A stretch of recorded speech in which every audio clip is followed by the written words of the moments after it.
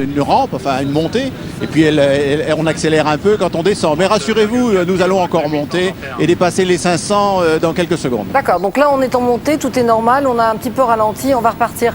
Martin, vous avez senti ce tout petit ralentissement ou pas du tout? Martin Gouès en direct du TGV, vous m'entendez? Ah non, Martin ne nous entend plus. Donc en effet, il peut y avoir des variations, mais qu'on ne ressent pas quand on est dans le train. Puisqu'il y a des rampes et ça joue bien que la puissance du train soit considérable. Voilà, on a passé le 518. Donc alors là, on a dépassé le record des 1990. Là maintenant, tous les records sont déjà battus. Ouais. Il n'y a aucun train au monde n'a été aussi vite que maintenant. D'accord. Il est déjà le plus rapide dans l'histoire. Et là, l'objectif, c'est quand même aujourd'hui d'essayer d'arriver à combien? Je ne sais pas, je ne peux pas vous le dire. Je peux vous dire que la vitesse de 600 km/h est à peu près impensable, d'après du moins Yves Machfer-Tassin, un des plus grands ingénieurs, il me l'a dit hier soir. On ne peut pas faire du 600 à cause des problèmes d'adhérence. Mais disons qu'entre cette vitesse-là et 600, vous avez toutes les latitudes que vous pouvez estimer. 560, 70 peut-être. Martin, vous êtes de nouveau avec nous au téléphone? Oui, François, je vous entends. Là, le record est donc battu ici. Il y a eu des applaudissements au moment du passage des 515. Maintenant, tout le monde est de nouveau nerveux. La vitesse est vraiment phénoménale. On a une impression de vitesse quand on est assis dans ce TGV phénoménal. On est légèrement écrasé contre son fauteuil. On sent bien les virages. C'est vraiment très très impressionnant et la vitesse augmente toujours. Comme je vous disais tout à l'heure, la comparaison avec les astronautes, vraiment on n'en est pas loin, on a l'impression d'être vraiment dans une fusée. Donc vous êtes bien assis et collé au fauteuil, Martin. On a perdu Martin Gouès, mais il faut dire que cette vitesse, c'est pas évident non plus de garder. Ce n'est pas évident de garder des liaisons.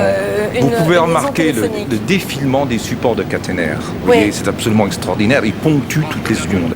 Vous voyez, absolument. Voilà. Le bruit doit être absolument infernal depuis l'extérieur. J'ai assisté au record à 515 en 90. C'était absolument assourdissant. C'est vrai. Et les cailloux du ballast volent sous les têtes. Ils sont entraînés par le vent de la course. Jean-Marie Messler, vos impressions en voyant cette progression continue? Vous croisez les doigts? Oui. Je dis jusqu'où iront-ils? Non, mais voilà, tout se passe bien. 560, nous y voilà. Des applaudissements autour de nous, car dans la salle de presse, tout le monde est rivé sur les grands écrans. Et à chaque seuil de vitesse, voilà les applaudissements successifs. Record de 81, record de 90. Et puis le record de jeudi dernier, puisque nous avons été à 568 et des poussières. Nous voilà à 567. Jouer son va-tout. Alors c'est maintenant que tous jouent. Absolument. Soit on décide d'arrêter, soit on continue. C'est le va-tout complet. Alban Mikosi. Françoise, pardon de vous interrompre Françoise, mais le voilà au bout de la ligne droite. Effectivement, c'est pour ainsi dire une fusée sur Terre.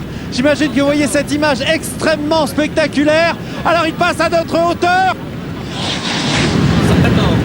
Ah, c'était extraordinaire. Vous avez entendu peut-être quelques applaudissements autour de nous, mais ici surtout, aussi on applaudit. Vraiment, il est passé d'une manière extrêmement spectaculaire. Je peux vous dire que ici c'est vraiment très très impressionnant.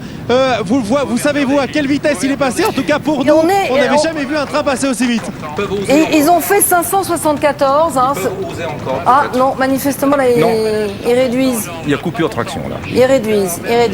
D'accord. Ils considèrent que 574 c'est en effet l'objectif qu'ils souhaitaient obtenir. 574 en miles, ça fait. Je n'ai pas ma calculette avec moi, mais... on va dire que c'est pas très loin de 350, donc ça devrait plaire au marché américain. Pour conclure, Monsieur Metzler...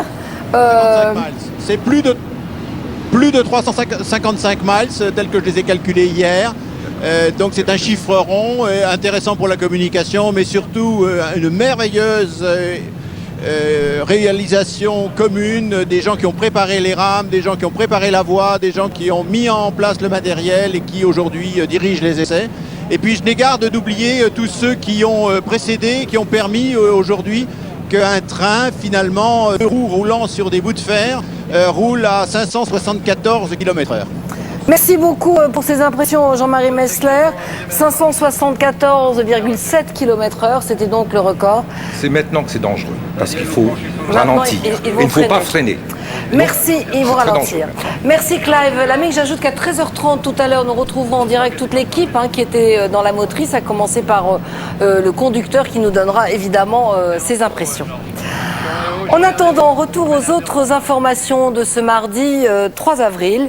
On en sait maintenant un peu plus sur ce tsunami qui a ravagé les îles Salomon. Difficile de se faire une idée précise du bilan.